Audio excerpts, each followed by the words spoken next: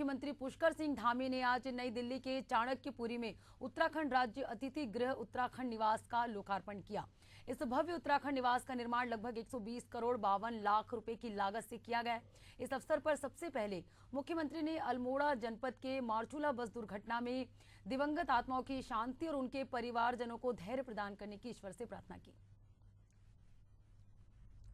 हमारी सरकार ने राज्य हित में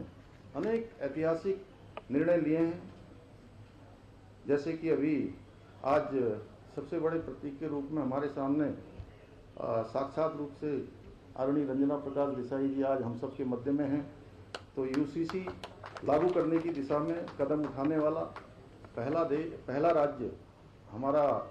देश का उत्तराखंड बन गया है। जल्दी ही हम उसको लागू करने की दिशा में भी काम करने वाले हैं। हमने प्रदेश में देश का सबसे प्रभावी नकल का कानून लागू किया है, जिससे कि युवाओं के साथ कई वर्षों से हो रहे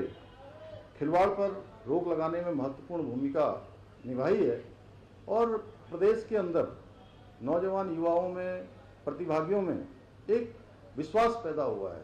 आत्मविश्वास बढ़ा है, उनके माता पिता का भी आत्मविश्वास बढ़ा है और अब वो अनेक जो दूसरी प्रकार की गतिविधियों में उनका ध्यान जाता था, वहाँ से हटकर अब केवल और केवल अपनी प्रिपरेशन में, अपनी तैयारियों में वो लगे हैं, क्योंकि उनको पूरा विश्वास है कि हम अगर ठीक से तैयारी करेंगे, ठीक से हम अपनी पढ़ाई करेंगे तो निश्चित रूप से हमको जो है चयन का अवसर मिलेगा। और पिछले दिनों पीसीएस परीक्षा का जो हमारा अंतिम परिणाम प्रकाशित हुआ,